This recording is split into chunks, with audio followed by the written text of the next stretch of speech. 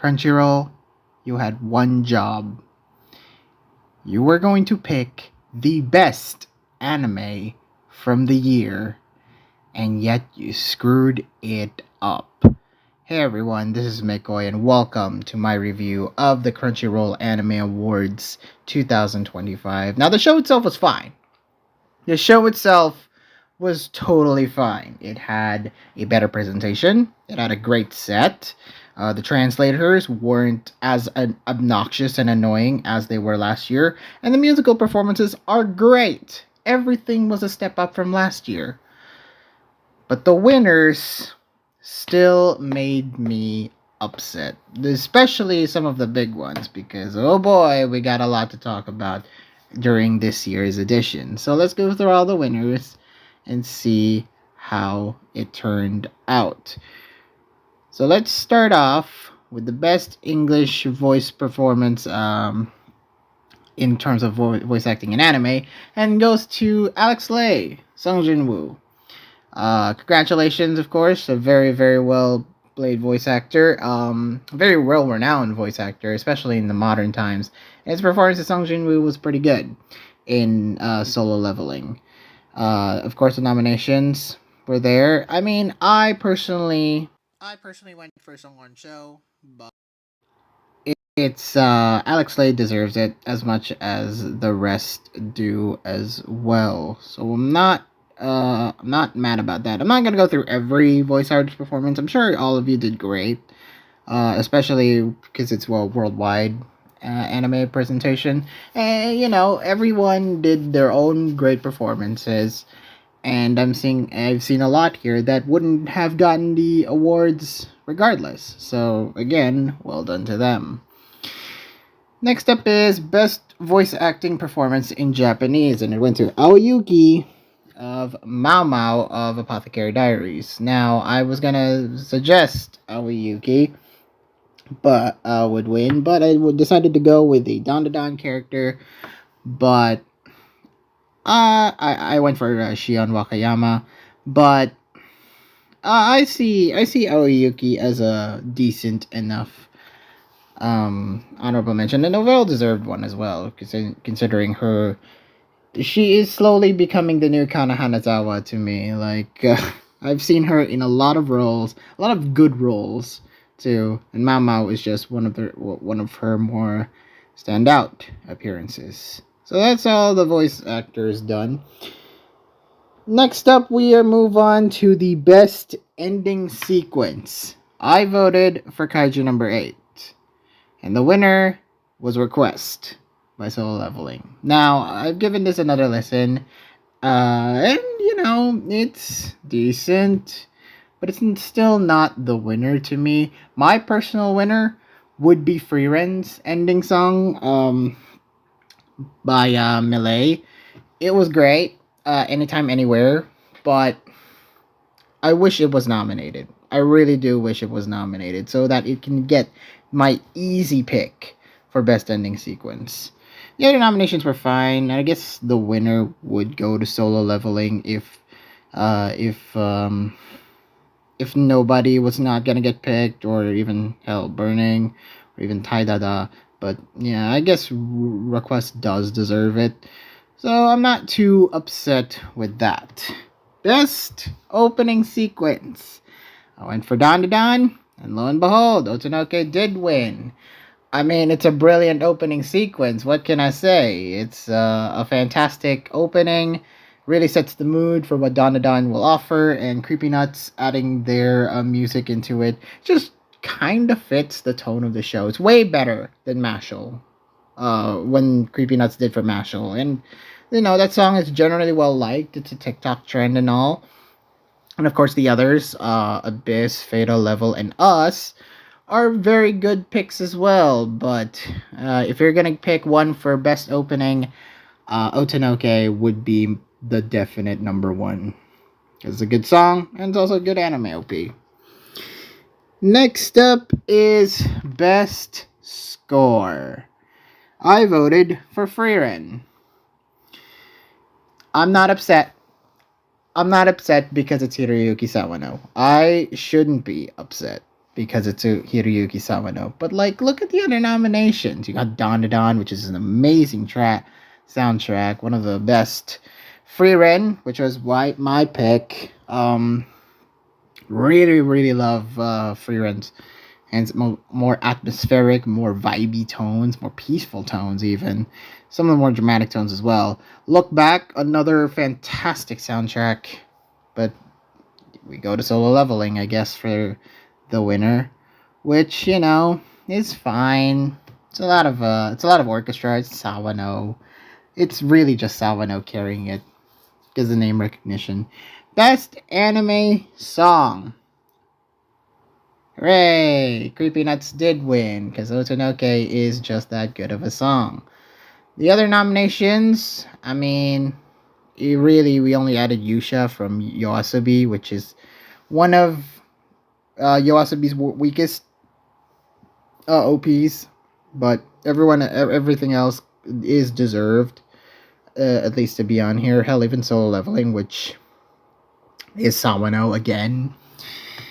Next up is the My Must Protect at All Costs character.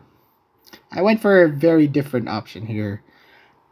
I went for A Sign of Affection, knowing full well who would be the winner is. On ball, the winner was Anya. Not surprised. I'm really not surprised that Anya wins again, because Spy Family is such a big hit, so popular, and it's a worldwide mainstream anime now, and Anya is just one of the GOATs at this point. I mean, given the other nominations, yeah, Anya deserves to win, I guess. Not really that surprised. Next up is Best Supporting Character. And this is where the problems start to crack. This is where I started to get a little peeved about the results. I voted for a Free Ren character. Fern was not that Free Ren character. I voted for Himmel the hero. I wonder why people went for Fern. I really do. She's a tsundere, kinda. She does have the iconic pouty face, and her relationship with Stark, and especially Free Ren, are well documented throughout the series, but not really a fan. Not really a fan of this choice as the winner. I would have taken the others by a long. I would have taken Jinshi from Apothecary Diaries. I would have taken Seiko from Dawn to Dawn. I would take Senshi from Delicious in Dungeon. I would have taken those, but man, you had one of two options for which is the best Free Ren supporting character, the one who accompanies Free Ren throughout most of her journey. Actually, Free Ren and Fern only got started with their journey. Free Ren and Himmel journeyed for years, and yet you still pick Fern over because she's new? Oh well. Himmel the hero got robbed. Way deserves to win Best Supporting Character more so than Fern. Sorry. Best Main Character. I voted for a Dawn to Dawn character. I think I voted Momo. What's this doing on here? Are we literally regressing as anime fans? Are we starting to, go back to a time where aura farming is just the biggest, your biggest checklist in terms of great anime characters? Are we literally going back to the Sword Art Online days where Kirito is just the biggest Giga Chad? Because Sung Jin Woo definitely feels like a big Giga Chad, and especially with Season 2, where he gets a little bit more Riz than Season 1, because here it was a pathetic loser, and then he slowly transforms into this God Slayer, an aura farmer, able to create shadows and whatnot. And Season 2 just continued that train. So yeah, I'm not exactly the biggest fan. One of the more undeserving winners here. Especially when you consider the other main characters here. Frieren. She wanted a mega journey. She wanted to basically she was guilty that she wasn't able to, connect with Himmel on a more personal level. So she goes on this journey once again, this time with new guys. Um Amazing character for Frieren. Kafka. I love the older, mature protagonist. Like the 30-year-olds as a protagonist. Let's go. They are obviously more relatable, and Kafka's a very energetic main character, and you understand his clear motivations. Unlike this guy, who I still have. Well, technically, the only reason why he became stronger was practically resolved now. What the hell is he gonna do now?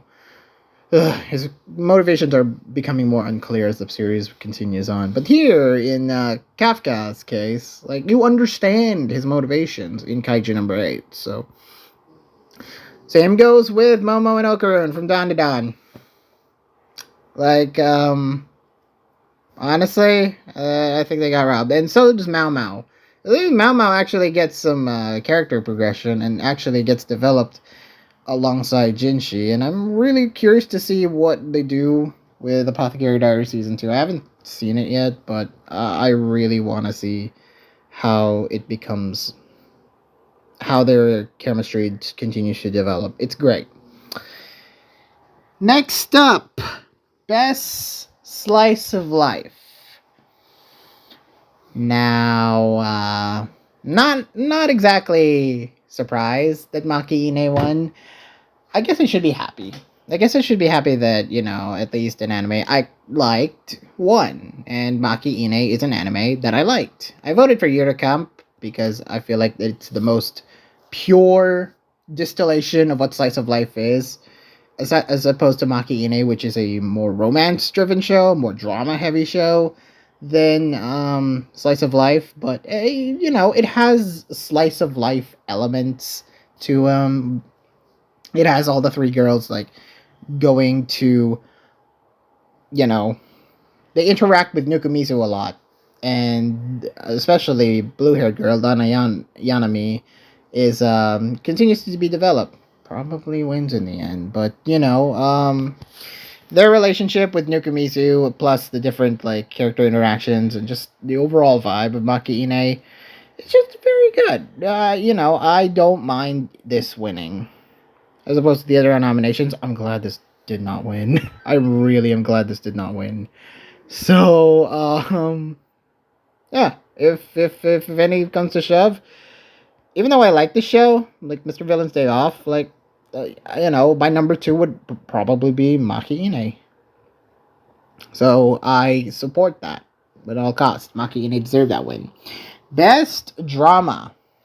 I voted for Pluto, because it's a compelling story, and it's an Urasawa story, but the winner was Frieren. I'm not surprised. Like, it's a great show, and it's a great drama. It's a little more slice of life than it is drama, in my opinion, but, when the dramatic elements hit, they really hit, and Frieren is a good example of how to do storytelling that way. It's great. And overall, though, this category is stacked. And I'm surprised they went for Frieren, because they could easily pick Dead Demons, they could easily pick Pluto, they could easily pick Oshinoko Season 2. Like, even Apothecary Diaries, like, all these are very dramatic shows. Even The Sign of Affection as well. Like, those are all very dramatic shows, and they went for Frieren, which, I kinda get. I kinda get why. I like Frieren, so it's very deserving here. Best Isekai Anime. I'm quite happy. With the results here. I voted for Konosuba, but I can confirm that they went with the best option. ReZero deserves this nomination and the win. It's a great show. Now that I haven't seen season 3 prior to this, but if I had gone back and watched season 3, I would have definitely given it to ReZero. And now that I have watched season 3, yes, ReZero deserves this award. It's a great show. People really need to catch up to season 3. Just don't look at REM figures all day, especially you Japan. But ReZero deserves it. ReZero deserves it. I mean, that's not to diss on any of the shows here. Like, I've seen a lot of people really like Slime, and Mushoku Tensei was good. Konosuba was great, but ReZero definitely deserves this win. Hopefully, I'm looking forward to a season 4. I really am looking forward to a season 4 of ReZero. Best action. Well. Solo Leveling. I'm not surprised. In fact, you could say that this show kind of deserves it. It does have really good action. It's just that they picked season 1 of Solo Leveling, because I really like season 2's. Season 1's is a little bit more, it's okay. It's really just okay level animation and action. But it does have some pretty interesting fights. I mean, come on. Look at the other friggin' things. Like Bleach. I'm surprised Bleach did not win. I'm really surprised Bleach did not win this. And I think it deserves it. So did Dandadan, which is why I voted. Dandadan deserves it. Kaiju number 8 also deserved it. And even Windbreaker, which is a show that I was quite surprised at. It was actually very good. Like, those are all better than freaking Solo Leveling Season 1. If this was Season 2, Solo Leveling, I would have picked it. But, Solo Leveling, it's Season 1. So, does it deserve to be on here? Probably not, to be honest. It's gonna win Season 2. It's gonna sweep Season 2. It's gonna be Jujutsu Kaisen all over again. Oh, we'll talk more about Solo Leveling later, because I have a lot of things to say. Alright, best comedy. I voted for Konosuba, because it's really funny. The winner was Mashle. Mashle, I thought, Season 2, was fine. It was fine enough as a comedy. It's more of a 7 out of 10, like, turn your brain off kind of show. And especially this arc in particular, the Divine Visionary Candidate Exam arc, I thought it was pretty fine. Like, I like the struggles of Mashle Burndead and the way he overcome all these challenges with his, very overpowered self. It's very good. I really enjoyed it.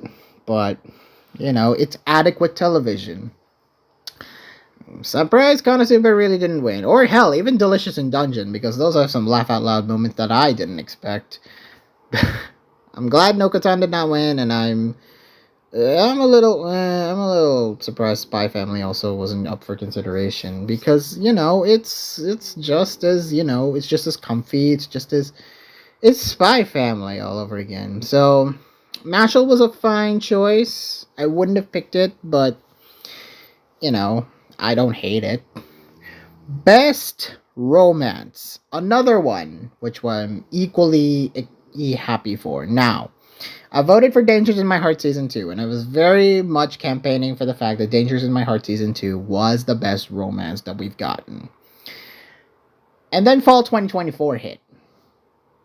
And then we got Blue Box, which seriously was a contender over Dangers in My Heart. Like, if Dangers in My Heart was my number 1, Blue Box would be my number 2. And I'm glad that this won, because this show really deserves all the credit. I really love the dynamic between Taiki and Shinatsu. They're easily one of my favorite couples in anime. So, Blue Box, if it continues to develop well, I'm sure the story will be progressing through a lot of development there. And it's so fun. It's just comfy to watch Blue Box. And of course, their love triangle that they had with Hina, especially with this with this whole Season 1, the whole struggle between balancing out romance and balancing out sports. I love it. It's just a very, very well told romance, and I really, really appreciate it. Of course, the other nominations, I already talked about how I wanted Dangerous in My Heart to win. Maki Ine was also up for consideration, and hell, even A Sign of Affection, which is all very, very good shows. So I'm happy Blue Box won. I'm happy Blue Box won. Next is Best Background Art. Wouldn't you know it, Frieren won, which is what I picked. Not surprised there. Frieren's got amazing visuals. You could easily put any frame, just stop an episode and just take in all the background of Frieren, and you will get absolute greatness. You would easily put that as your wallpaper. Any frame of Frieren is wallpaper to me, and it's great. I'm happy this one. Even though I really would like Pluto's more dull, more gritty atmosphere, even though I love Apothecary Diaries' setting, I really love Delicious in Dungeon's world, and Dandadan is just crazy Dandadan fun. You know, it makes sense to vote for Frieren. Next is Best Director. Keiichiro Saito won for Frieren. I voted for Megumi Ishitani for One Piece fan letter, which, you know, I'm not totally against Keiichiro Saito winning, because he deserves it. And, you know, it's just a really fun show. And, you know, I'm super glad One Piece fan letter at least got a spotlight mention. And, you know, it did play a little snippet of the episode in the proper anime awards, which hopefully convinced people that One Piece isn't just a long-running show. It has special moments like One Piece fan letter that are very, very much exclusive to it, and I really wish it won, but nah.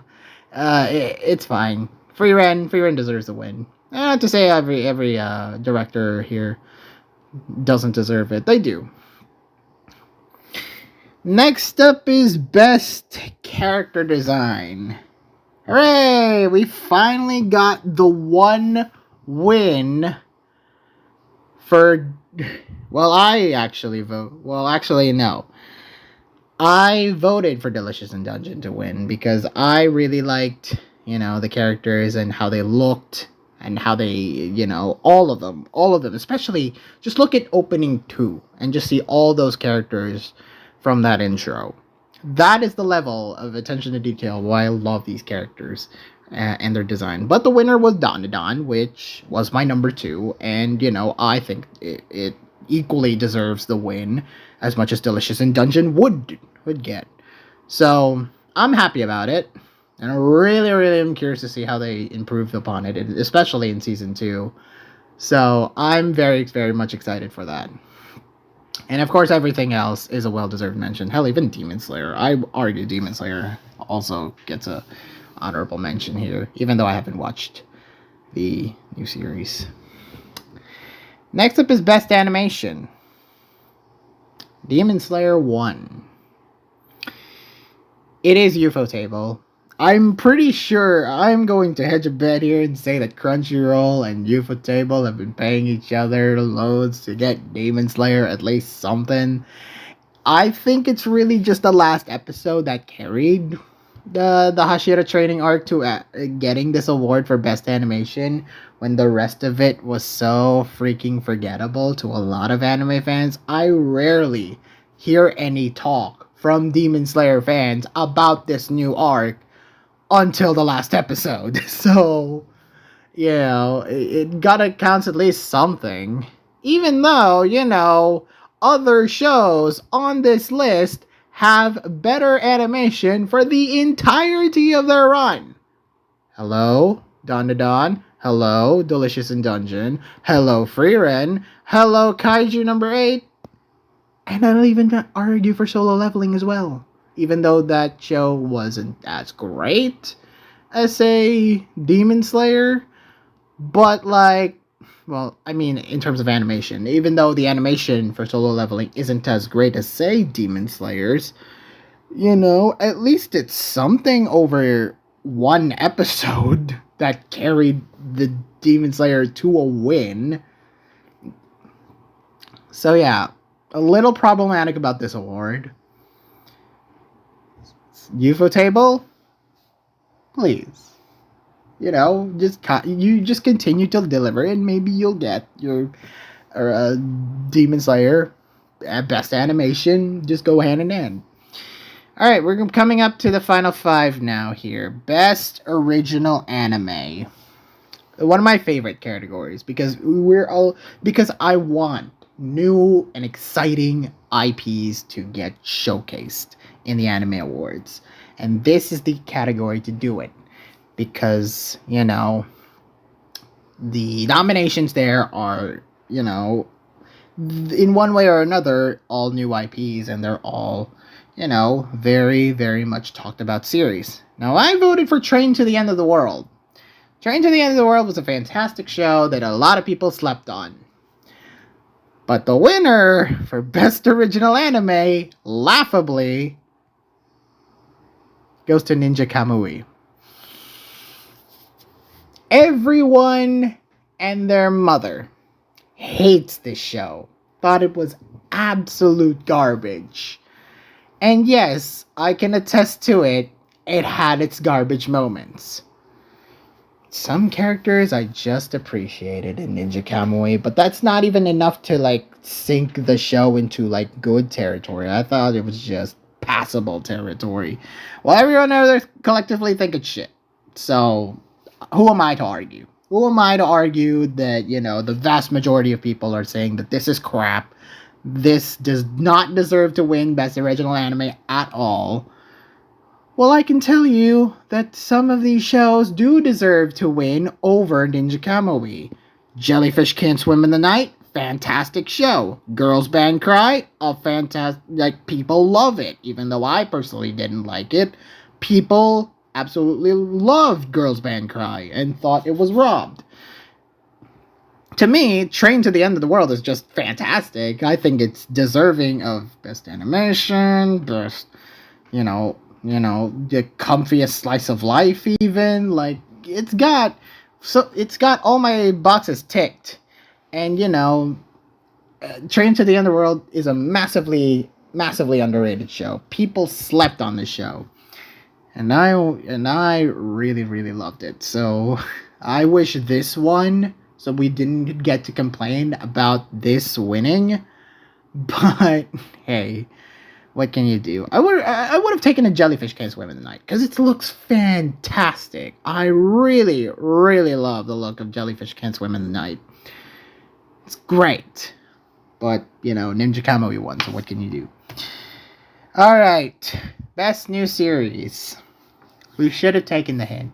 We really should have taken the hint from this award that we know what the anime of the year is going to be. But we'll do it anyway. Best new series is Solo Leveling. I mean, in terms of recency, yes. To a lot of people, yes, Solo Leveling is the best new series. I mean, it got a game and all that everyone seems to play nowadays. So, I mean, this was my number 6 pick. To me, this was my least favorable option amongst these other 5. I would have taken even a Kaiju number 8. But, it's a manhwa, it's a web novel, so we gotta get that representation in. Oh well. Best continuing series. Demon Slayer? Really? I mean, when people only talk about one episode and pass off the entire series as mid, that's when you know you've fallen off. Why did this win Best Continuing Series when literally anything else is a better option? Bleach 100% deserves it. My Hero really, really built itself up to be, one that is respected again. After the Jujutsu Kaisen, Attack on Titan, Demon Slayer, Contingent has fully passed through, My Hero wants to end off on a strong note. And Season 7 was that point in contention, even though I really think Season 6 was the true beginning of, My Hero's comeback to the popular sphere. Season 7 extended it, and, everyone loved Season 7. I love Season 7, so it's great. it's great stuff, that, hopefully lapsed My Hero fans. I mean, I was a lapsed My Hero fan. I really didn't like season 5, but, 6 and 7 pulled me back into it. So, and, at the time of this video, currently airing Vigilantes, hopefully should bring in more support for My Hero Academia going forward, especially because the show's nearly coming to an end. One Piece, I really thought One Piece should have won, especially considering we're at the Egghead arc. I mean, yes, we are caught up to the manga for One Piece, but, it's still One Piece. It's still, the biggest cash cow in Japan. Oshinoko and Spy Family also deserves to win, so I really don't get this win at all, Demon Slayer. Oh well. Next up is Film of the Year. This was the thing I was most happy about. I really was most happy about that a lot of people agree with the same as I do, that the best film to come out of last year is a film very, very deserving of it. Freaking Look Back deserved this win, and I was actively, when this popped up, when the presenter's mouth said Look Back won Film of the Year, I just burst out in excitement, and I was so happy, because I could not think of a better movie to represent 2024, and just to represent the messages, the themes, the morals of Look Back to the modern audience anymore. Any show or movie can be absolutely top, but Look Back to me is a film I will well remember into my years. Freaking love this movie. But that's not to say the other movies haven't gotten their stint yet. Like Haikyuu, the dumpster battle. I mean, it's Haikyuu. It's a Haikyuu movie. Mononoke, the movie, was pretty artistically very sound, and it reminds me of the old Mononoke. My Hero Academia, You're Next, a pretty decent MHA movie. Coming back after a terrible third movie. Spy Family, Code White. I saw this in theaters and I absolutely loved it. And The Colors Within, which is an amazing, underrated movie made by Science Saru, and it's so beautiful, and it's just fun. It's just a fun movie to watch. But yeah, I can't think of a more happy award than Look Back. This is what I wanted to win, and it won. Now the complete opposite. I was so happy for Film of the Year. As the penultimate award, Film of the Year goes to Look Back. And we're thinking, oh, Anime of the Year is coming up next. It's the same friggin' thing. It's the same friggin' categories as the Best New Series, but who's really counting? Anime of the Year was so exciting because anything but Solo Leveling could win. And anything could Solo Leveling deserves this nomination and deserves the win because everything just felt right. So why the fuck did Crunchyroll give the award to motherfucking Solo Leveling? I was pissed when this thing came out. I'm still pissed to this day. Because good freaking God, we have regressed. We have regressed as anime fans. I mean, I should have taken the hint. We should have taken the hint from Best New Series, and we should have also taken the hint from last year, considering all the things people want to really talk about is the new cool crap. With great animation, it's just recency bias, people just really like what's hot and what's trending, and Solo Leveling seems to be that contingent, seems to be that anime. I'm happy that the manhwa and the web novel expanded its reach and became really popular to the Japanese folk and the international folk. that it's far beyond its reach, and now it's, highly elevated now. But come on. Over these? Dawn to Dawn. 12 episode show. You could argue that this is way too short to be considered Anime of the Year contender, but we've had 12 episode shows be nominated that before, or hell, even fewer in the case of Cyberpunk Edge Runners. Dawn to Dawn deserved it for everything it accomplished and it tried to achieve. It wanted to be just this energetic, upbeat, action-packed show, and it fully delivered on it.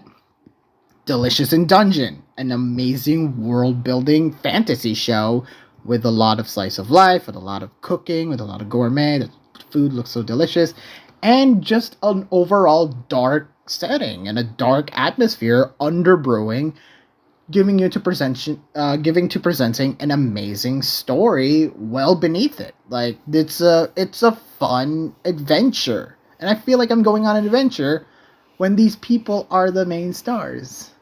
I really like Delicious in Dungeon, and I really think that should have been a contender for winning. Biggest robbery, man. I really thought Frieren was going to sweep all these awards. It's a lot more split than you may think, but, like, I'm happy for the awards Frieren actually got, because some of the things it got were deserved, except for one, which is, supporting, but I would have been happy if Frieren was Anime of the Year. I really would have been. That's not surprising. It's the most, it's number one on Mal. It's everyone's, favorite anime in 2023/2024. I would have been happy for Frieren winning because, it's a fantastic show. It's a fantasy show. It's something new in the fantasy genre.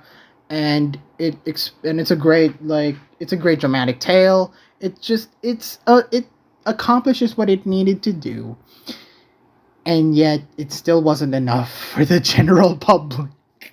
Because who cares about intricate storytelling? Who cares about pretty backgrounds and pretty visuals? Who cares about being a slow slice of life comfort food drama when you could just have aura farming as your winner?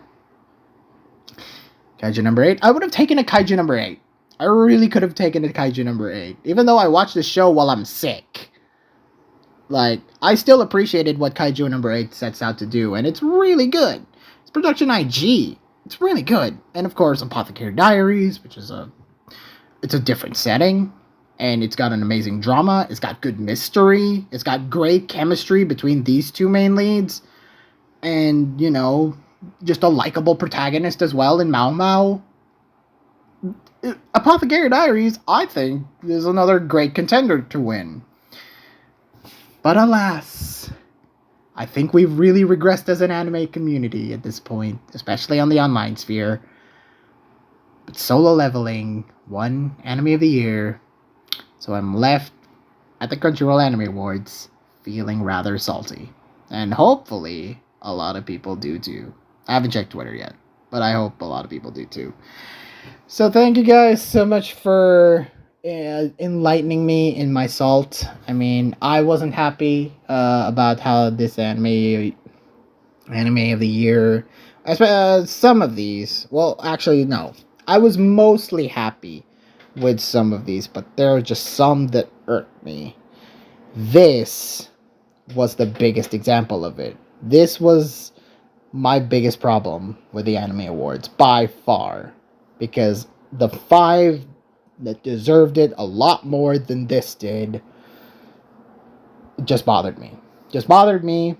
But then again, we're all here to talk about anime, and we're all here to rage about it, so Solo Leveling fans are gonna come at my throat.